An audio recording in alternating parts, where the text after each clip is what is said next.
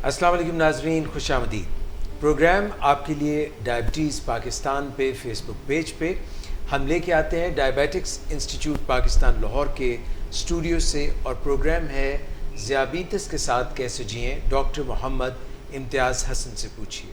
Doctor Mohammad इम्तियाज़ हसन हमेशा की तरह हमारे साथ तशरीफ़ रखते हैं। मेडिकल डायरेक्टर हैं हमारे, और डायबिटिक्स इंस्टीट्यूट में गुज़श्ता 2 दहाइयों से ज़्यादा से आपकी खिदमत कर रहे हैं, डायबिटिक्स की खिदमत कर रहे हैं बतौर कंसल्टेंट डायबिटोलॉजिस्ट। आज डॉक्टर इम्तियाज़ हसन ने स्टूडियोज़ में अपने प्रोग्राम में और भी मेहमान मदऊ किए हैं। उनमें एक मेहमान तो हमारे CEO हैं डॉक्टर सदाकत अली, जो कि एडिक्शन स्पेशलिस्ट हैं, और इसके अलावा UK से हमारे ख़ास मेहमान तशरीफ़ लाए हैं डॉक्टर सैयद अली उरज़ई।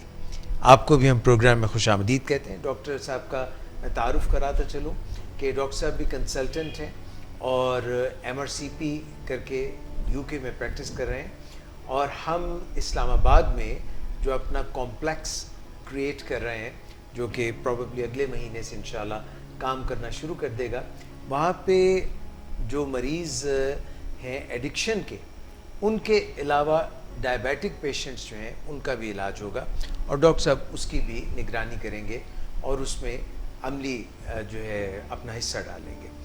यहाँ पे लाहौर में जो डायबिटिक्स इंस्टीट्यूट पाकिस्तान गुज़श्ता 2 दहाइयों से ज़्यादा से आपकी खिदमत कर रहा है, इसमें भी साथ में twin setup addiction treatment rehab centre का भी है। मैं डॉक्टर इम्तियाज़ हसन से आगाज़ करूँगा कि डॉक्टर साहब, जब कोई शख्स जो है उसको एडिक्शन का प्रॉब्लम होता है और इधर डायबिटीज़ का भी प्रॉब्लम होता है, तो अल्कोहलिज्म और जैसे डायबिटीज़, अनकंट्रोल्ड डायबिटीज़, इसमें आप कोई कनेक्ट देखते हैं? डेफिनेटली कुछ लोगों का ख्याल है कि ये कोई इसमें बज़ाहिर तो कोई ताल्लुक़ नज़र नहीं आता, लेकिन अगर आप इसके केमिकल फार्मूले से भी आप आगाज़ करें तो इनका जो दोनों का जो केमिकल फार्मूला है ग्लूकोज़ का और अल्कोहल का, वो काफ़ी सिमिलर है। इसके जो बाई प्रोडक्ट्स हैं वो भी तकरीबन सिमिलर है। कार्बन डाइऑक्साइड बनती है, वाटर है, और बाकी दूसरे कंपाउंड्स बनते हैं। तो डेफिनेटली इसका ताल्लुक़ बाज़ाहिर देखने में तो नहीं लगता, लेकिन हकीकत में ये है, और अमली तौर पे इसके सबूत भी हैं। दूसरा कि अल्कोहल जब इंसान लेता है तो उसके साथ एक जो बहुत बड़ा जो चीज़ एसोसिएटेड है, वो ज़ाहिर है कि एडिक्शन का प्रॉब्लम होता है। कुछ लोग इसको रिकमेंड करते हैं जी मॉडरेशन में ली जा सकती है, लेकिन जैसे डॉक्टर सदाकत साहब की भी हमने कई बातें सुनी कि इंसान के कुछ जेनेटिकली कुछ लोग प्रीडिस्पोज होते हैं जो उसके अंदर एडिक्शन का पोटेंशियल होता है, उनके अंदर एक सिंगल डोज के 2-3 दफ़ा भी लेने से ये उनको इस इल्लत में मुब्तला हो जाते हैं। और इसमें जो अल्कोहल और डायबिटीज़ में जब हम सिमिलैरिटी की बात करते हैं तो एक हम टर्म यूज़ करते हैं फैटी लिवर, यानी जिगर के अंदर चर्बी का जमा होना। तो अगर किसी को डायबिटीज़ होती है, डायबिटीज़ होने से कुछ साल पहले, और बल्कि काफ़ी अरसा पहले उनके जिगर के अंदर चर्बी जमा होती है, क्योंकि जो मेटाबॉलिज्म है वो इम्पेयर्ड हो रहा होता है, उसकी वजह से फ़ैट डिपॉज़िट हो रही होती है। जब जितनी फ़ैट डिपॉज़िट होती है उतनी ही इंसुलिन रेजिस्टेंस ज़्यादा होती है, क्योंकि जब इंसुलिन रेजिस्टेंस होगी, ये एक बहुत बड़ा पॉजिटिव फैक्टर है उसकी डायबिटीज़ की कॉजेशन में। सिमिलरली जो पेशेंट अल्कोहल लेते हैं उनके अंदर भी फैटी लिवर डेवलप होता है, तो ऑलमोस्ट वही सेम मैकेनिज़्म होते हैं जिसके अंदर डेवलप हो रहा होता है। और दूसरी जो बात है कि जो डायबिटिक पेशेंट हैं उनके जब फैटी लिवर होता है तो इंसुलिन रेजिस्टेंस की वजह से जो अल्कोहलिक पेशेंट हैं उनको डायबिटीज़ होने का ख़तरा ज़्यादा होता है। उसकी वजह ये है कि एक तो अल्कोहल के अंदर जो एक्स्ट्रा कैलोरीज होती हैं वो ली जाती हैं, लेकिन बाज़ लोग ये कहते हैं अल्कोहल का जो इमीडिएट इफेक्ट ये होता है कि वो कहते हैं जी हाइपोग्लाइसीमिया होता है। इनिशियली आप पहला बिंज लिया, 2-3 बिंज लिए, तो उसके बाद हाइपोग्लाइसीमिया होता है। तो बहुत सारे जो पुराने अल्कोहलिक्स हैं वो डॉक्टर साहब भी जानते होंगे, उसके साथ कार्बोहाइड्रेट का थोड़ा सा इंटेक रखते हैं, नहीं तो हाइपोग्लाइसीमिया वो वर्स हो सकता है। लेकिन इन द लॉन्ग रन इसका जो इफ़ेक्ट है वो हाइपरग्लाइसीमिया का इफ़ेक्ट आएगा। तो एक तो ये बात होगी। दूसरा, अल्कोहल जो है वो पैंक्रेटाइटिस कर सकती है, यानी पैंक्रियाज जो हमारा लबलबा है, जो इंसुलिन बनाने वाला एक फंक्शनल ऑर्गन है, उसको भी अफेक्ट करती है।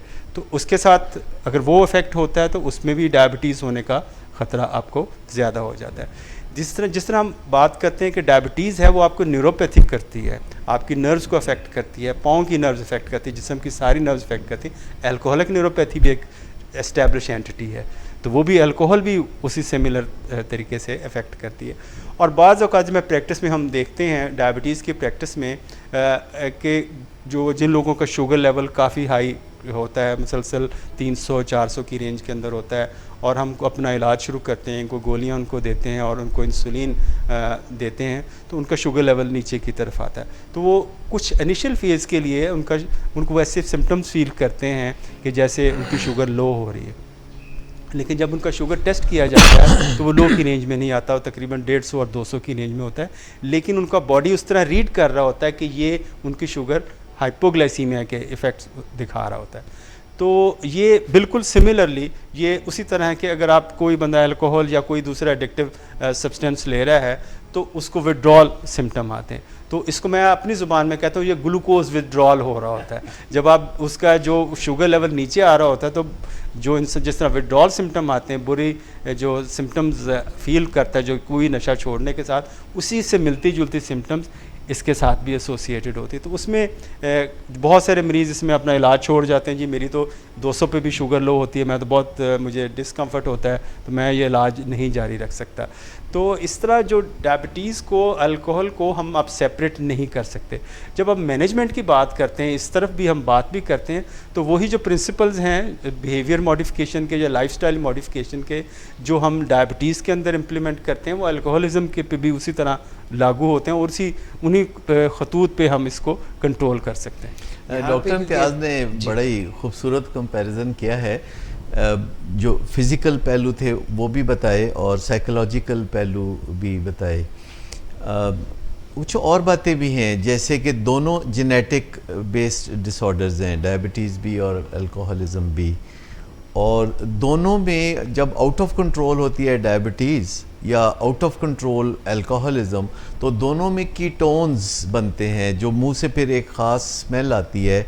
और डॉक्टर्स के जब इम्तिहान होते हैं तो उनको डिफरेंशियल डायग्नोसिस करने के लिए कहा जाता है कि कैसे आप फ़र्क पता चलाएंगे अगर आपके पास कोई मरीज़ आया है और उसके मुंह से मीठे गले सड़े फलों की कोई बदबू आ रही है, तो आप कैसे पता चलाएंगे कि इनको डायबिटीज़ है या अल्कोहलिज्म है। तो सर वो जो है अल्कोहल जो बनती है उसमें भी तो फल जो उनको फर्मेंट किया जाता है, असल में ये कार्बोहाइड्रेट से ही बनती है, यानी शुगर के अंदर कुछ तब्दीलियां लाई जाती हैं। एक बैक्टीरिया है जो शुगर को अल्कोहल में कन्वर्ट करता है, और अज़ल से कोई 10,000 साल पहले इंसानों ने ये डिस्कवर की थी चीज़, क्योंकि उस ज़माने में इंसान जंगल में घुमा फिरा करता था और कुछ खाने को मिल गया तो ठीक, वरना भूखे रहे। तो कोई भूखा इंसान था, उसको कुछ भी नहीं मिल रहा था, तो कहीं गले सड़े फल कहीं ज़मीन में दबे हुए थे जो उसने निकाल के खाए और उसकी भूख भी मिट गई और उसको कुछ सुरूर आया। तो उसने फिर जानबूझ के ऐसा करना शुरू कर लिया, उसने सीख लिया कि फलों को ऐसे करने से उसके अंदर ये अल्कोहल बनती है और उससे फिर मज़ा आता है। तो इंसानों ने 10,000 साल से इस बदबला को जो है गले से लगा रखा है।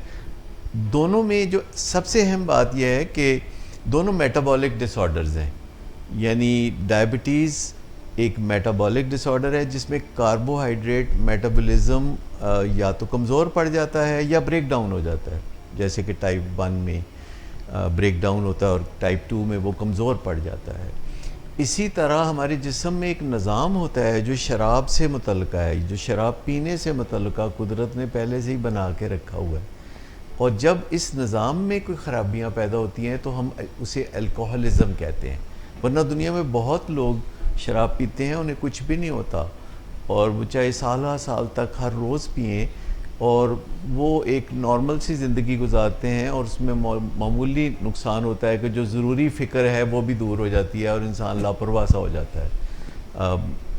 लेकिन कुछ ऐसे लोग होते हैं शराब पीने वालों में से कोई 10-12% कि जिनका जो निज़ाम है जिस्म में शराब से मुतल्लिक़ा वो कमज़ोर पड़ जाता है या ब्रेक डाउन हो जाता है, और फिर वो जितनी भी शराब पिएँ तो उनकी तसल्ली नहीं होती और उनका बहुत नुकसान होता है, वो होश खो देते हैं, उनकी मत मारी जाती है क्योंकि खून में टॉक्सिन्स सर्कुलेट कर रही होती हैं।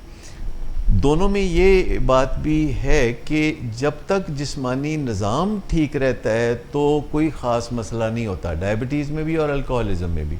लेकिन दोनों में ये मुमासलत है कि जब निज़ाम में ख़राबी होती है तो फिर बड़े मसाइल आने लगते हैं, फिर ज़िंदगी गुजारने में बड़ी दुश्वारियाँ होती हैं, और डॉक्टर फिर कहता है कि ऐसे करो या ऐसे ना करो, डूज़ एंड डोंट्स बताता है, और ज़िंदगी में तब्दीलियों के लिए कहता है।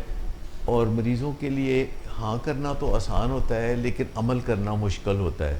तो आप देखते हैं कि अल्कोहलिज़म में भी इलाज में ये बुनियादी दुश्वारी है कि मरीज़ जो वादा करता है वो पूरा नहीं करता, और डायबिटीज़ में भी ये दुश्वारी होती है कि मरीज़ वादे तो बड़े बेशबहा करता है लेकिन पर अमली तौर पर वो ना खाने पीने में परहेज़ करता है, ना वॉक करता है, ना वो कुछ और अपनी स्ट्रेस को मैनेज करता है।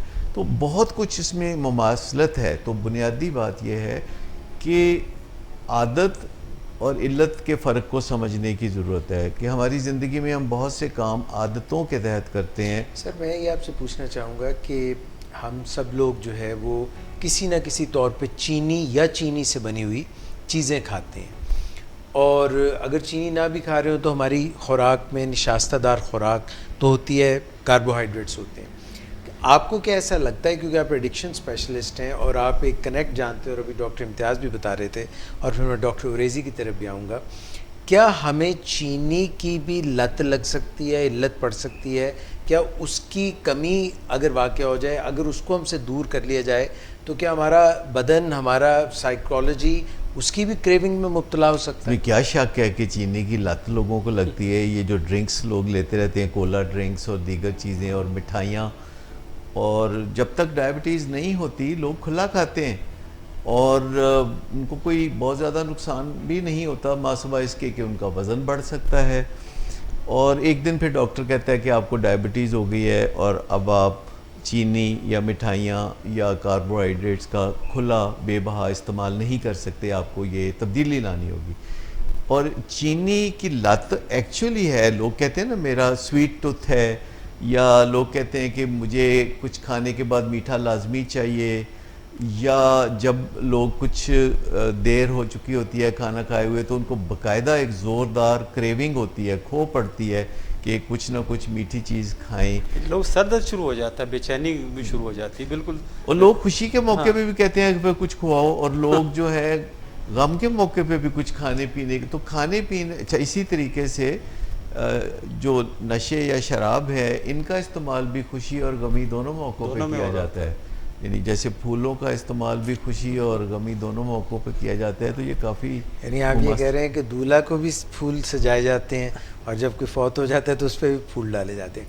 ख़वातीन व हज़रात, हम एक ब्रेक लेंगे, ब्रेक से पलट के आते हैं तो मैं चाहूँगा कि डॉक्टर उरेज़ी से पराठों के मुतालिक कुछ सवाल करूँ, राइट आफ्टर द ब्रेक। बीमारियाँ दोनों बहुत मिलती जुलती हैं, यानी दोनों बीमारियाँ प्राइमरी हैं, जिसका मतलब है कि इसके अंदर मौरूसी वजूहात हो सकती हैं, और दोनों बीमारियां जो हैं उसके लिए ज़रूरी नहीं कि पहले कोई बीमारी हो, ये अज़ खुद जन्म ले सकती है। जैसे प्राइमरी एजुकेशन होती है तो पहले कोई एजुकेशन नहीं होती, और दोनों बीमारियां जो हैं क्रॉनिक है, यानी जैसे कहते हैं कि एक दफ़ा डायबिटीज़ है तो फिर हमेशा डायबिटीज़ है। इसी तरह कहते हैं जैसे एक दफ़ा अल्कोहलिज़म है तो फिर हमेशा अल्कोहलिज़म है। इसका मतलब ये नहीं कि आप इलाज नहीं कर सकते और आप इसके मुज़र असरात से निजात नहीं हासिल कर सकते, लेकिन टेक्निकली ये कहा जाएगा, अगर फ़र्ज़ करें कोई किसी को शराब छोड़े हुए 25 साल भी हो गए हों,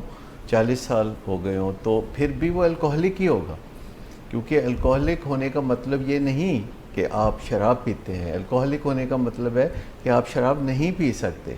इसी तरह डायबिटीज़ एक दफ़ा जो हो जाती है तो फिर आपका स्टेटस यही रहता है डायबिटिक का, चाहे आपकी शुगर साल के 365 दिन कंट्रोल हो, लेकिन आप पहले जैसे नहीं हो सकते, जो कि नॉन डायबिटिक स्टेटस है आपका, वो बहाल नहीं हो सकता।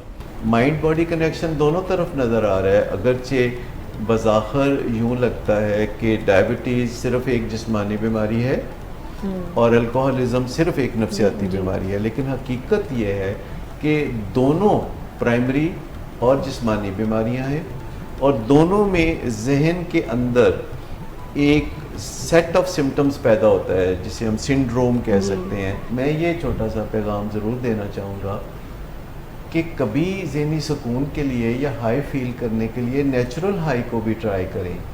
कभी मेडिटेशन, कभी योगा, कभी वॉक, कभी प्यार और मोहब्बत के इजहार से, कभी बाहमी एक दूसरे की मदद करके खुशी महसूस करने की कोशिश की जाए, तो शराब या इस जैसी कबाहतों की कभी ज़रूरत ही नहीं रहेगी।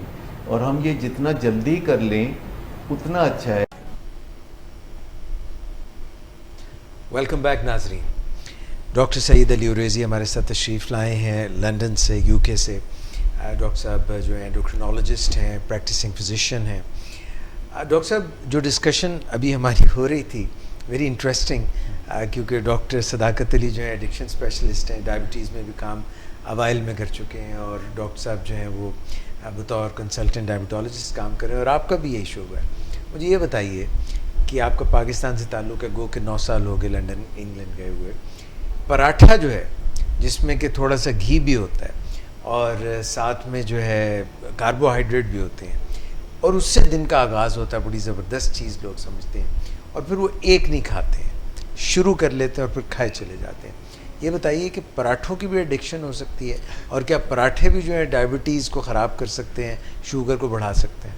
अच्छा, जैसे हम बात कर रहे थे कि ये जो डायबिटीज़ के पेशेंट्स हैं, टाइप 2 डायबिटीज़ के पेशेंट्स, इनके अंदर मैंने कॉमनली देखा है कि 3 ये ईटिंग बिहेवियर्स हैं, जो कि और इनका ये जो 3 डिफरेंट टाइप के ईटिंग बिहेवियर्स, और जो कि ये गलत हैं, और इनको समझने की और सही करने की बहुत ज़रूरत होती है। अच्छा, इसको मैं थोड़ा एक्सप्लेन करता हूँ। पहला ईटिंग बिहेवियर मैंने ये देखा है कि इनका जो है कि इनके ये सारा अपने मील्स जो हैं उनका साइज़ नॉर्मल होता है, यानी नाश्ता, दोपहर का खाना और रात का खाना साइज़ ठीक होता है, लेकिन ये throughout the day snacking करते रहते हैं, किसी किस्म की बिस्किट, फ्रूट या कोई भी। और जब हम इनसे पूछते हैं कि आप खाना ज़्यादा तो नहीं खाते, तो कहते हैं नहीं, हम तो बिल्कुल नहीं ज़्यादा खाने तो ठीक खाते हैं। तो वो स्नैकिंग को खाना नहीं समझते। एक तो ये मैंने पैटर्न बड़ा कॉमनली देखा है। अच्छा, दूसरा मैंने पैटर्न देखा है, जो जब मैं उनसे पूछता हूँ कि आप जब डाइटरी हिस्ट्री मैं इनकी लेता हूँ, तो कहते हैं जी हम पूरा दिन कुछ नहीं खाते, सिर्फ बस मैं रात का खाना खाता हूँ या सिर्फ मैं नाश्ता करता हूँ, तो दिन का सिर्फ मैं एक मील लेता हूँ और पूरा दिन कुछ नहीं खाता। Again this is a form of denial. अब होता ये है कि वो जब सारा दिन कुछ नहीं खा रहे होते तो वो अपने आप को तसल्ली दे रहे होते हैं कि हम तो बहुत एक हेल्दी लाइफस्टाइल गुजार रहे हैं, लेकिन जब उनका वो एक मील आता है तो वो इतनी एक्सेस कैलोरीज होती हैं कि वो उनके ब्लड शुगर को बिल्कुल गलत डायरेक्शन में ले जाता है, और फिर वो through out the day high रहता है, और फिर स्लोली वापस आता है, और जैसे ही 24 घंटे में वो वापस आता है, वो दोबारा से वो अपना एक हैवी मील ले लेते हैं। एक इसको रिएक्टिव ईटिंग भी कहते हैं। अच्छा, एक तीसरा बिहेवियर पैटर्न मैंने ये देखा है कि कुछ ऐसे लोग जिनकी लाइफस्टाइल में चेंजेस होती रहती हैं, उनके तर्ज़ ज़िंदगी में, उन्हें ये नहीं पता होता कि कल वो किस टाइम पे खाना खाएंगे, उन्हें ट्रैवल करना पड़ेगा, किस किस्म का खाना खाएंगे, तो वो अनप्रेडिक्टेबिलिटी की वजह से ऐसा खाना खाते हैं जिसमें कार्बोहाइड्रेट्स का कंटेंट बहुत ज़्यादा होता है, जिसकी वजह से मुख्तलिफ होता है या मुख्तलिफ होता है, वेरी करता है। एग्जैक्टली। तो वो जो है वो इतना मुख्तलिफ होता है कि उनकी जो ब्लड शुगर्स हैं वो हाई रहते हैं। इधर मैं मेंशन करना चाहूँगा कि कंफर्ट ईटिंग के बारे में। ईटिंग 2 किस्म की होती है। एक होती है ईटिंग ड्यू टू हंगर, कि जब आपको भूख लगती है तो आप खाना खाते हैं। एक होती है कंफर्ट ईटिंग, कि आप खाना खाते हैं अपने आप को हैप्पी करने के लिए, खुश करने के लिए। तो टाइप 2 डायबिटीज़ के अंदर कंफर्ट ईटिंग का बहुत पैटर्न है। इसके अंदर हो सकता है कि आप डिप्रेस हों या आपका मूड लो हो, और या आपको तो आप अपने आप को खुश करने के लिए ज़्यादा ये ले रहे हैं। अब जिस तरह डॉक्टर सदाकत ने एक्सप्लेन किया कि ये जो उनका ईटिंग बिहेवियर है, ये इन तीनों में से हो सकता है या किसी और किस्म का भी हो सकता है, और ये ईटिंग बिहेवियर कई साल से चल रहा होता है, लेकिन बॉडी में इतना कंपनसेटरी मैकेनिज्म होता है कि वो उसको कंपनसेट कर रही होती है, और पेनक्रियास उसके मुताबिक इंसुलिन प्रोड्यूस कर रहा होता है और ब्लड शुगर को नॉर्मल करने की कोशिश कर रहा होता है। लेकिन फिर एक टाइम ऐसा आता है कि पेनक्रियास गिव अप कर देता है, हाथ ऊपर कर देता है कि भाई बहुत साल से आप ये कर रहे हैं लेकिन आपका ये ईटिंग बिहेवियर सही नहीं है। और उसके बाद वो कहता है कि ठीक है, मैं इंसुलिन प्रोड्यूस करूंगा लेकिन इतनी नहीं जितनी आप मुझसे कई सालों से प्रोड्यूस करवा रहे हैं। और फिर वो ब्लड शुगर ऊपर जानी शुरू हो जाती है और फिर हमें पता चलता है कि डायबिटीज़ हो गई। डॉक्टर सदाकत, मैं आपसे ये पूछना चाहूँगा कि आप हमेशा इस चीज़ को कहते रहे हैं तरवीज देने के लिए कि टाइट ब्लड शुगर कंट्रोल होना चाहिए, ना सिर्फ ब्लड शुगर फास्टिंग में, रैंडम में, बल्कि HbA1c भी टाइट कंट्रोल होना चाहिए। ऐसे में जब किसी को हाइपो हो जाए, किसी की ब्लड शुगर लो हो जाए, तो उसको तो डर लग जाएगा। देखिए, डायबिटीज़ के इलाज का जो बुनियादी पहलू है वो हाइपरग्लाइसीमिया को ठीक करना है, यानी जो ब्लड शुगर बढ़ी हुई है उसको नॉर्मल करना है। ये जो हाइपोग्लाइसीमिया है, जब ब्लड शुगर नॉर्मल से भी नीचे चली जाती है, ये ट्रीटमेंट की कॉम्प्लिकेशन है, ये ट्रीटमेंट का मसला है, ये बीमारी का मसला नहीं है। बीमारी का मसला ब्लड शुगर को ऊपर खींचने की तरफ है। अच्छा, जब हम बड़ी तेज़ी से ब्लड शुगर को कंट्रोल करने की कोशिश करते हैं हाई स्पीड से, और हम चाहते हैं कि बहुत जल्दी से ब्लड शुगर कंट्रोल हो जाए, तो यहाँ फिर ये एक्सीडेंट होता है, इसे मैं एक्सीडेंट कहता हूँ, कि हाइपोग्लाइसीमिया होता है। और जब हाइपोग्लाइसीमिया होता है तो उसका एक सिम्टम ये भी होता है कि बड़ी शिद्दत से भूख लगती है और बहुत ज़्यादा बेचैनी होती है, खो पड़ती है। अच्छा, अब इसका इलाज भी डॉक्टर बताते हैं कि जी कोई मीठी चीज़ खा लीजिए। तो वो क्या कहते हैं कि मरीज़ तो पहले ही ज़हनी तौर पर बड़ा खुश होता है कि कुछ मीठा खाने को मिल जाए, तो जब उसे हाइपोग्लाइसीमिया के दौरान कोई मीठा खाने का मौका मिलता है, ऑफिशियल मौका, डॉक्टर की इजाज़त के साथ, तो वो एक वहाँ पहलू तयशुदा हो जाता है, रिवॉर्ड सा हो जाता है, रीइंफोर्समेंट हो जाती है कि वो फिर अपने लाशौरी तौर पर हाइपो करता है, वो ऐसी हरकतें करता है कि जिससे हाइपो हो। जब मरीज़ को हाइपो होता है उसको बहुत अटेंशन मिलती है, बहुत भाग दौड़ होती है, लोग उसको मीठी चीज़ें पेश करते हैं, और उस वक्त मरीज़ को बहुत ज़्यादा शऊर में भी नहीं होता, वो एक लाशौरी कैफियत में होता है। बाज़ औक़ात उसको मेमोरी के प्रॉब्लम्स होते हैं, पहचाना नहीं जाता उससे कुछ। तो उसमें जो फ़िज़िकल ख़तरात हैं वो अलग हैं, जो कि बहुत ज़्यादा नहीं हैं, कोई लाइफ का ख़तरा कोई ऐसा बहुत कॉमनली नहीं होता, लेकिन ये एक बिगाड़ की शक्ल या इल्लत की शक्ल इख्तियार कर जाती है चीज़, कि पेशेंट को ये लत लग जाती है कि वो हाइपो कराए अनकॉन्शियसली, और फिर पहले से उसने बंदोबस्त करके रखा होता है कि जब हाइपो होगा तो मैं ये करूँगा। और जब हाइपो को आप कंट्रोल करते हैं तो उसका हतमी नतीजा चंद मिनटों के बाद ये निकलता है कि शुगर 300 से ऊपर चली गई। और जितनी देर में फिर वो डॉक्टर के पास जाता है तो डॉक्टर ब्लड शुगर चेक करता है तो वो 300, 350 होती है। तो एक रोलर कोस्टर वाली बात हो जाती है, उतार चढ़ाव। तो उसमें सही तरीका जो मेरी नज़र में है वो ये है कि पहले ब्लड शुगर को जो नीचे लाने का अमल है वो आहिस्ता आहिस्ता किया जाए, क्योंकि वो जो एक छोटी विंडो है जिसके रेंज के अंदर आपने ब्लड शुगर को रखना है, जो कि आपके पास कोई बहुत बड़ा मार्जिन नहीं है, कहने को वो 40-45 मिलीग्राम का मार्जिन है, लेकिन मिलीग्राम पैमाना ही इतना छोटा है कि तेज़ी से ब्लड शुगर बढ़ सकती है या कम हो सकती है। तो उसके लिए जो बेस्ट प्रैक्टिसेस हैं उन पे तवज्जो देने की ज़रूरत है कि मरीज़ को नॉलेज हो डायबिटीज़ का, उसको पता हो, अंदाजे से भी पता हो कि शुगर कब मेरी नीचे जाती है और कैसे, कितनी देर में कितनी नीचे जाती है, क्योंकि ये रोज़मर्रा काम है। उसमें मरीज़ को हम बाज़ औक़ात ये भी बताते हैं कि जब भी आप ब्लड शुगर चेक करें तो आप अपना अंदाज़ा ज़रूर पहले पेपर पे लिख लिया करें कि मेरा अंदाज़ा है कि इस वक्त शुगर 110 होगी। फिर अगर वो 115-120 निकलती है तो आपका अंदाज़ा ठीक है, लेकिन अगर वो 250 निकलती है तो इसका मतलब है कि आप बड़ी खुशफहमी में मुब्तला थे और आपकी डायबिटीज़ एजुकेशन जो है वो बहुत नामुकम्मल है।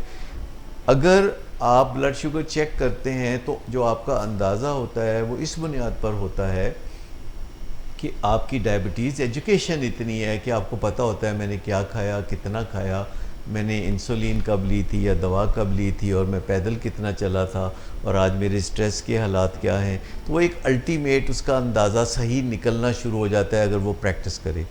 इसके अलावा जो रेगुलर मील्स हैं, जैसे आप आम ज़िंदगी में खाते हैं डायबिटीज़ के बगैर, उस तरह डायबिटीज़ में आप नहीं खा सकते। वैसे तो आम ज़िंदगी में भी डिसिप्लिन होना चाहिए खाने पीने के मामलात में, लेकिन वो चलता है क्योंकि कुदरत ने हमें ये लग्जरी दी होती है, जो डायबिटीज़ के आने के बाद वो लग्जरी ख़त्म हो जाती है। तो कुदरत का जो कारखाना है वो तो बहुत आला है, जो जिस्म के अंदर निज़ाम है, यही निज़ाम जब हमारे हाथ आता है कि ब्लड शुगर को ख़ुद कंट्रोल करना है तो लेने के देने पड़ जाते हैं।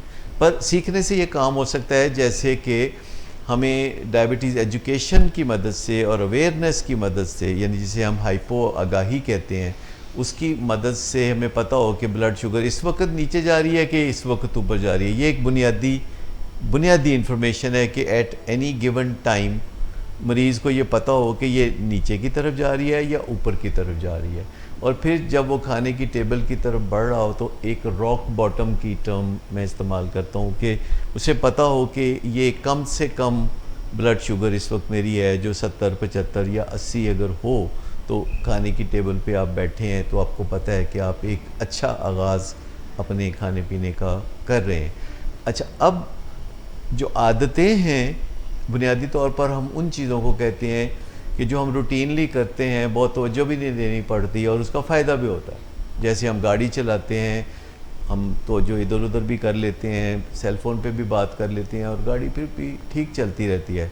लेकिन जब हमारी नज़र कमज़ोर हो जाती है या हमारे रिफ्लेक्सेस कमज़ोर पड़ जाते हैं एडवांसिंग एज के साथ, तो फिर आप अगर सेल फ़ोन इस्तेमाल करेंगे या इधर उधर नज़र करेंगे तो एक्सीडेंट होगा और बाज़ औक़ात लोग फिर गाड़ी चलाने के बजाय ड्राइवर को दे देते हैं।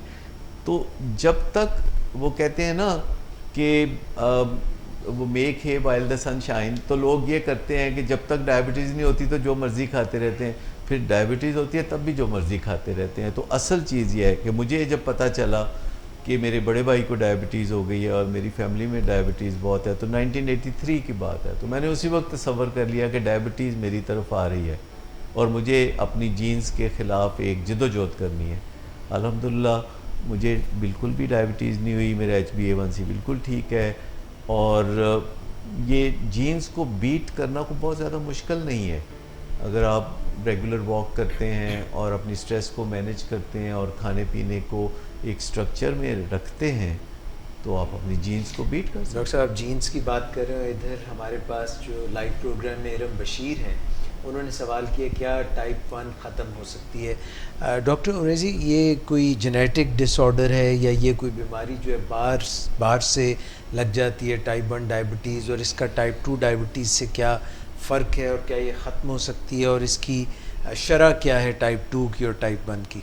जी, ऐसे है कि ये शरह जो है ये डिफरेंट है डिफरेंट कंट्रीज़ में। जिस तरह मैंने पहले मेंशन किया कि टाइप 2 डायबिटीज़ जो है वो 90% है, जो टाइप 1 डायबिटीज़ है वो तकरीबन 1 to 5% अप टू 10% भी है।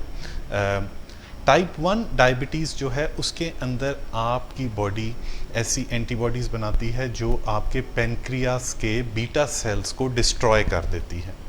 अब ये अमल जो है ये शुरू में जब ये स्टार्ट होता है तो हो सकता है कि जब आप डायग्नोज हों तो उस वक़्त कुछ बीटा सेल्स अभी भी फंक्शनिंग हों और आपकी इंसुलिन की ज़रूरत बहुत थोड़ी हो, और ये जो अमल है जिससे आपके पेनक्रियास के जो बीटा सेल्स हैं ये जो डिस्ट्रॉय होते हैं, ये चंद हफ्तों से चंद महीनों तक होता है, लेकिन इवेंचुअली आपके पेनक्रियास के तमाम बीटा सेल्स जो हैं जो इंसुलिन प्रोड्यूस करते हैं वो डिस्ट्रॉय हो जाते हैं। इस अमल को रोका नहीं जा सकता और टाइप 1 जो है उसका मतलब है कि आपको इंसुलिन सारी ज़िंदगी लेनी पड़ेगी। ये हो सकता है कि जब आपकी टाइप 1 डायग्नोज हुई है उस वक़्त आपकी इंसुलिन की रिक्वायरमेंट कम हो, लेकिन आहिस्ता आहिस्ता ये ज़्यादा होती जाएगी और फिर एक स्टेज पे आके प्लेट्यू कर जाएगी और फिर आप लेकिन आप इंसुलिन आपको लाजमी लेनी पड़ेगी through out the life for type 1 diabetes. Thank you sir. लेकिन ऐसी जो रिसर्च मेरे ख्याल से जो टाइप 1 के बारे में कि जो इनिशियल फेज में रहते time of diagnosis very initial stages पे जो इम्यून रिएक्शन चल रहा है, some immunosuppressant medication they are being advised, वो सजेस्ट किया जाता है, they are all on experimental basis, वो हैं जी। वो ट्रायल्स हैं उस इसमें पे, ऐसे है कि कार्डिफ में अभी एक स्टडी हो रही है, उसके अंदर वो एक ऐसे इम्यूनोग्लोबुलिन्स इंजेक्ट करते हैं कि जो सेल्स एंटीबॉडीज बीटा सेल्स के ऊपर अटैक कर रही हैं, वो उसके बजाय आप जो चीज़ इंजेक्ट कर रहे हैं उसके ऊपर अटैक कर देते हैं। लेकिन ये स्टडीज़ भी सिर्फ इंसुलिन रिक्वायरमेंट को कम करती है फॉर फ्यू मंथ्स, इसको रोक नहीं सकते हम। डॉक्टर इम्तियाज़ ये बताएं कि इंसुलिन की भी एडिक्शन हो सकती है? इंसुलिन की एडिक्शन तो नहीं है, इंसुलिन की तो रिक्वायरमेंट है ना। देखें, अगर हमने ग्लूकोज को, मेटाबॉलिज्म को अगर आप आउट ऑफ कंट्रोल है, तो इंसुलिन जो दुनिया की वाहिद दवा है, मैं दवा तो नहीं कहता, इसे हार्मोन है जो किसी भी A1C लेवल को नीचे ला सकता है। मतलब अगर आप मेटफॉर्मिन यूज़ करते हैं तो वो ज़्यादा लेस दैन 1% के करीब आपकी A1C को नीचे ला सकता है। सल्फोनाइल यूरिया अराउंड 2%, और जो DPP4 इनहिबिटर्स हैं या TZDs हैं वो भी लेस दैन 1% हैं। जो रिसेंट GLP-1 एगोनिस्ट हैं वो भी अराउंड 1% से नीचे। लेकिन इंसुलिन के अंदर ट्रमेंडस पावर है, रोबस्ट पावर है जो किसी भी A1C लेवल को नीचे ला सकती है। एडिक्शन नहीं है, इसको रिक्वायरमेंट है। मैं आपको तो एडिक्शन है ये इंसुलिन बाज़-औक़ात बॉडी बिल्डर्स लगाते हैं, एनाबॉलिक हार्मोन है ना ये। तो वो अपने मसल्स को बिल्ड करने के लिए, जो कि बड़ा अनफेयर मीन है, बहुत ही गलत तरीका है, क्योंकि बॉडी बिल्डिंग में और भी बहुत सी कबाख्तें हैं जिन पे फिर किसी वक्त बात करेंगे, कि अपने सेल्फ इमेज को चेंज करने के लिए लोग अंधाधुंध काम कर रहे होते हैं और उसके लिए बहुत सारी ऐसी अद्वियात इस्तेमाल करते हैं जो ममनुआ है। उन्हीं में से एक इंसुलिन भी है जो लोग डॉक्टर साहब फिर इंसुलिन बॉडी बिल्डिंग के लिए इस्तेमाल करते हैं, तो ये इंतहाई ख़तरनाक है, इससे बड़े हादसे हुए। तो इंसुलिन सर ज़्यादा लगाने से तो डेथ भी हो सकती है? नहीं, पर वो ये करते हैं ना कि इंसुलिन लगाई, उससे ब्लड शुगर नीचे गई, फिर कुछ खाया, फिर और वर्जिश की, तो वो अपनी जो वर्जिश करने की सलाहियत को बढ़ाने के लिए ये गलत तरीका इस्तेमाल करते हैं। क्योंकि जब इंसान क्रेज़ी हो जाता है अपने किसी ख्वाहिश के तहत, तो वो फिर उसमें सही या गलत नहीं देखता, वो अंधाधुंध उस काम की तरफ बढ़ना शुरू हो जाता है। बहुत से लोग अपने मसल्स बिल्ड करते करते अपने आप को बहुत नुकसान भी पहुंचा रहे हैं। अगर इंसुलिन ऐसे पेशेंट्स में भी देखा गया है जो कि 100 यूनिट्स लगा रहे होते हैं और उन पर काम नहीं कर रहे, फिर ये जो डॉक्टर सदाकत ने बात बताई और जो ये सिलसिला है, इसमें किस तरह से? देखिए, बहुत सारे जो लोग अननेसेसरी इंसुलिन ले रहे होते हैं, उसको देखिए वो इंसुलिन ले रहे होते हैं, और वो डॉक्टर मेरे पास अक्सर जब लोग आते हैं कि डॉक्टर साहब ये इंसुलिन काम नहीं कर रही, मैं कहा आप कोई काम नहीं कर रहे, इंसुलिन काम कर रही है, आप काम नहीं कर रहे हैं। तो मेरा ये जवाब होता है। और बड़ा इंसुलिन का गलत इस्तेमाल भी करते हैं कि आज हमने दावत पे जाना है तो 6 यूनिट ज़्यादा। इंसुलिन बदपरहेज़ी का इलाज नहीं है और नुकसान करेगी। इंसुलिन की एग्जैक्ट अप्रोप्रिएट डोज को डिस्कवर करना डॉक्टर का और मरीज़ का मुश्तरका मिशन है। जैसे डॉक्टर साहब ने बात की ना, देखिए ईटिंग पैटर्न, अब देखिए जब बहुत सारे जो हेल्थ केयर प्रोफेशनल्स हैं, देखिए बहुत ज़रूरी है कि आप जब किसी बंदे को ट्रीटमेंट डायबिटीज़ का शुरू करते हैं तो उसकी हिस्ट्री ली जाए, उसकी डाइटरी हिस्ट्री ली जाए, उसका लाइफस्टाइल की हिस्ट्री ली जाए, ताकि उसका वो खाने पीने के और जागने सोने के क्या औकात हैं, क्या खाता क्या पीता है। जैसे उन्हें 3 पैटर्न बड़ी खूबसूरती से बताएं कि ये 3 पैटर्न, ये कॉमनली यही देखा गया कि यही पैटर्न होते हैं। और जो सबसे एक जो पैटर्न जो यहाँ हमारे पाकिस्तान के अंदर बड़ा कॉमन है, लोग कहते हैं मैं नाश्ता कोई नहीं करता, चाह दा कप ते रस लेते तो सारा दिन, फिर मैं रात में जाकर रोटी खाना, this is what they wait for the dinner.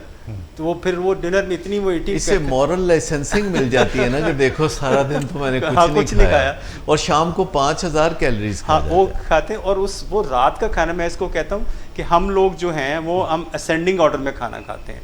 नाश्ता किया, दरमियान लंच किया, रात को डट के खाया। मैं कहता डिसेंडिंग में खाओ। हाँ, आप descending have a good breakfast, moderate किस्म का लंच लें, और जो डिनर है वो आपका सबसे हल्का तरीन जो खाना है वो डिनर होना चाहिए। क्योंकि अब तो आपने आराम करना है ना बिस्तर पे, अब आपने कोई मुशक्क़त नहीं करनी, तो रात का खाना तो सबसे हल्का होना चाहिए। लेकिन जो मॉडर्न लाइफस्टाइल है, रातों को देर तक जागने का, 3 बजे तक जागने का, तो उसमें लामुहल्ला जो ईटिंग टाइम है शाम 7 बजे से शुरू होकर रात 2, 2:30, 3 बजे तक चलता रहता है। और ये बहुत बड़ी वजह है कि पाकिस्तान में लोग ओवरवेट हो रहे हैं, और इसके अलावा डायबिटीज़ बढ़ती जा रही है। मेरे देखते देखते पिछले 40 साल में 2% से डायबिटीज़ बढ़ते बढ़ते आप बताइए कितने अभी देखें percent कुछ अर्सा पहले जो सर्वे हुआ था जो कराची में हुआ था उसमें 11% का था। अब जो बकाई इंस्टीट्यूट ऑफ डायबिटीज़ ने जो किया है कराची के अंदर जो सर्वे है, उन्होंने भी जो उनके पैरामीटर्स डिफरेंट हो सकते हैं, वो 26% का फिगर है। 26% से बिग फिगर। और एक और स्टडी जो पेशावर बेस्ड कंसल्टेंट ने की है, लेकिन वो भी पूरे पाकिस्तान के अंदर बहुत मोहतात करके भी 19% के करीब उन्होंने। अच्छा, इसमें कोई भी अदाद शुमार अगर दुरुस्त हैं या उसमें कुछ गलती भी हो सकती है, लेकिन हम दाएं बाएं आम बहुत सुनने लगे हैं कि फ़लाँ को डायबिटीज़ हो गई, फ़लाँ को डायबिटीज़ हो गई, और ये हमारी जो ज़िंदगी का स्टाइल है इसके साथ कोई इसका बड़ा गहरा ताल्लुक है। कुछ आप बताएंगे कि एक आम शख्स जिसकी फैमिली में लोगों को डायबिटीज़ है या जो डायबिटीज़ से बचना चाहता है, वो छोटे छोटे 2 3 4 आप टिप्स दे सकते हैं? देखिए, सबसे बड़ी बात है कि जैसे आपने खुद एक बात की कि आपकी फैमिली के अंदर बहुत स्ट्रॉन्ग फैमिली हिस्ट्री डायबिटीज़ की थी, पेरेंट्स की तरफ से, भाइयों के सिबलिंग्स है वो उनको डायबिटीज़ थी। जी, पाकिस्तान के अंदर ऐसे ही इस चीज़ का अभी कोई अवेयरनेस नहीं है कि जो लोग मेरे पास जो पेशेंट आते हैं उनके साथ उनके कभी बेटा बेटी होते हैं, भाई बहन भी होते हैं, तो बेटा बेटी वो बड़े सेटिस्फाइड बैठे होते हैं, अम्मी ने शुगर मैंने तो नहीं की ना। तो मैं वो उनको मेरी अब थोड़ा सा मैंने इसको एक ड्यूटी समझ के करता, मॉरल ड्यूटी है कि उनको थोड़ी सी अवेयरनेस देता हूँ कि आप वो लोग हैं जो पोटेंशियल डायबिटिक हैं, आपको डायबिटीज़ होने का ख़तरा आप ऐसे समझे कि आपको हो गई। हर वो काम जो लाइफस्टाइल और जो चीज़ें जो आदतें डायबिटिक पेशेंट को अपनानी चाहिए, अगर आप अभी अपना लें तो आपको डायबिटीज़ नहीं होगी।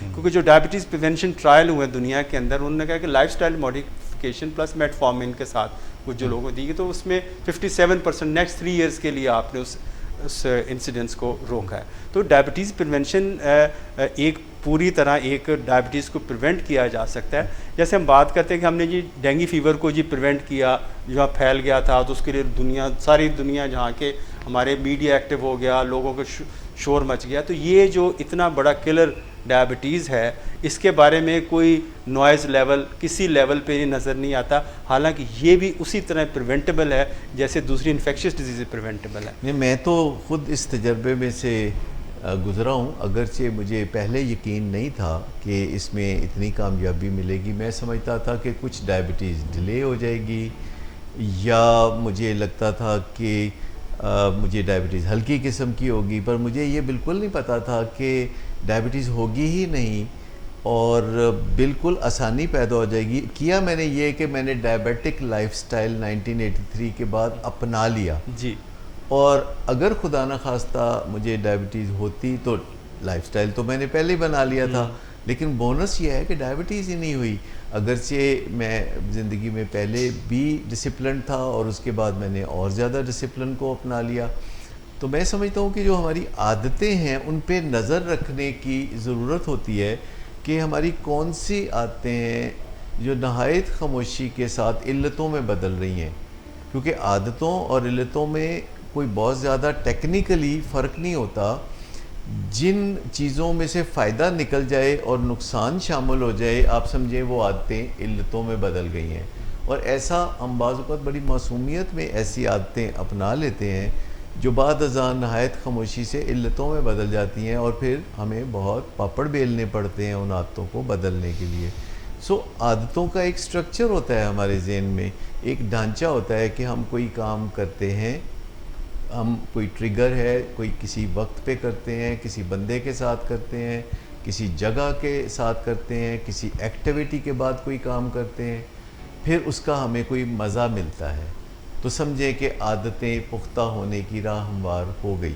तो हम चाहें तो हम खुद भी आदतें डाल सकते हैं, लाशौरी तौर पर हमें आदतें पड़ती रहती हैं, आदतें हमारी बदलती भी रहती हैं लाशौरी तौर पर, लेकिन शौरी तौर पर ये काम करना कोई बहुत ज़्यादा मुश्किल नहीं है।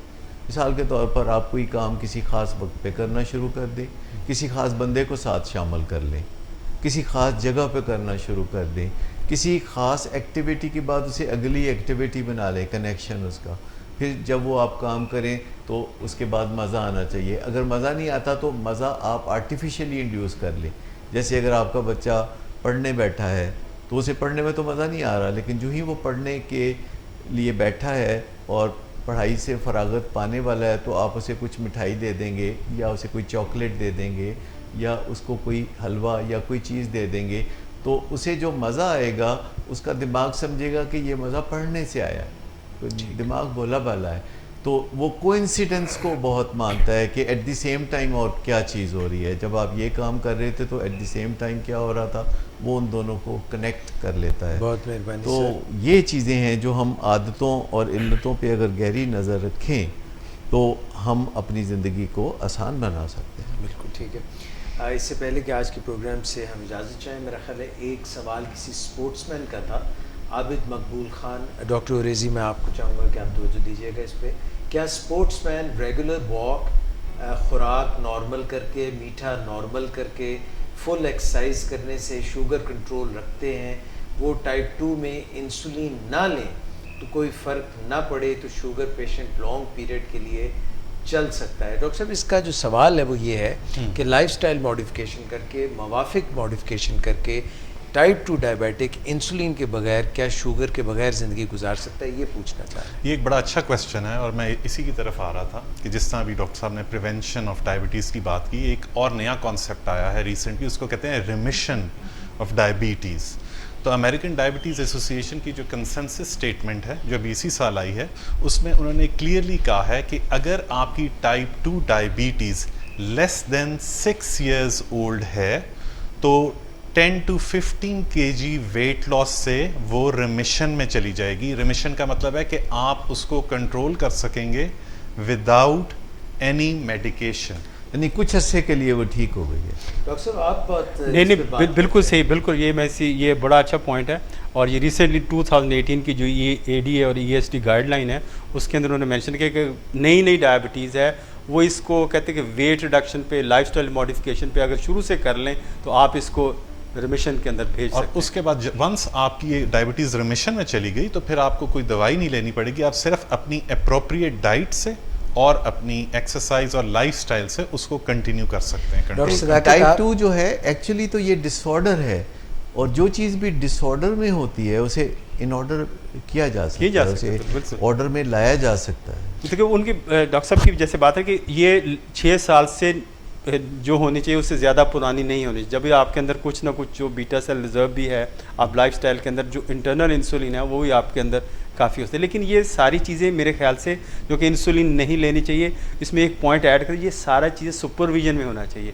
यानी आप किसी के अंडर सुपरविजन के अंदर हो, किसी कंसल्टेंट के, जो आपको ये गाइड करे कि कब आपको दवाई लेनी है और कब आपने ये छोड़ देनी है। देखिए, चंद चीज़ें हैं जो बिहेवियरल मॉडिफिकेशन के लिए भी लाजिम हैं कि आपकी बुनियादी मोटिवेशन अप रहे, आप अपनी मोटिवेशन पे काम करते रहें, फिर कुछ स्किल्स हैं जिन पे आप काम करते रहें कि कोई काम करते कैसे हैं वो सीख लें, फिर आपका सोशल कैपिटल या ऐसे लोगों से मेल जोल हो, उठना बैठना हो जो कि उस चीज़ को कामयाबी से हासिल कर चुके हों जो आप करने जा रहे हैं। जैसे वो डायबिटिक जिनको हम मॉडल डायबिटिक कहते हैं, जिनकी HbA1c 5.5 से नीचे होती है, और फिर एक गुरु जो कि डॉक्टर है आपका, जो आपका मेंटोर है, उसकी बात को दिलो जान से मानना और ऊपर से हाँ और अंदर से ना करना। और पांचवी चीज़ इसमें है कि हिसाब किताब रखना, अपनी मैथमेटिक्स जो है यानी लैब रिपोर्ट्स को अपने हक में रखना। अगर आप तमाम लैब रिपोर्ट्स को कलेक्टिवली अपने हक में रखते हैं तो आप यूँ समझें कि आप सेहतमंदी की जानिब गामज़न हैं। और फिर नॉन लिविंग चीज़ों का इस्तेमाल, जिसमें आप ऐसी एप्लीकेशंस इस्तेमाल कर सकते हैं जो डायबिटीज़ मैनेजमेंट में मदद देती हैं, ऐसी किताबें पढ़ सकते हैं जिनसे डायबिटीज़ का नॉलेज मिलता है, और स्ट्रेस को दूर करने के लिए आप कुछ ना कुछ काउंसलिंग ले सकते हैं। तो ये सारी चीज़ें मिल मिला के आपको एक मुकम्मल कामयाबी देती हैं कि आप जैसे डायबिटीज़ से पहले थे वैसे नहीं, बल्कि उससे भी बहुत बेहतर हो जाते हैं। Thank you very much sir. Doctor Syedul Ali Orezi, आप हमारे साथ तशरीफ़ लाए, आपका बहुत शुक्रिया। आइंदा भी जब भी आप यूके से तशरीफ़ लाएँ, हमारे पास डायबिटिक्स इंस्टीट्यूट में आएँ, अपना नॉलेज हमसे शेयर करें, नाज़रीन से शेयर करें। Once again thank you very much. ख़वातीन व हज़रात, डॉक्टर सैयद अली ओरेज़ी, डॉक्टर इम्तियाज़ हसन हमारे साथ हर हफ्ते होते हैं। डॉक्टर सदाकत अली, आपका ख़ास तौर पर शुक्रिया, आप आज हमारे प्रोग्राम में तशरीफ़ लाए। नाज़रीन, thank you very much for being part of our show. मुझे यकीन है कि जो कनेक्ट है, इल्लत आदत क्या होती है, किस तरह से इसको तब्दील किया जा सकता है, किस तरह हम बेहतरी की तरफ जा सकते हैं, ये आपने खूब समझा होगा। इंशाल्लाह अपनी ज़िंदगियों में भी बेहतरी लाएंगे और ज़ियाबीतस के बावजूद भी एक ज़बरदस्त ज़िंदगी आप गुजार सकेंगे। इंशाल्लाह फिर मुलाकात होगी। अपना बहुत ख्याल रखिएगा। अल्लाह हाफ़िज़।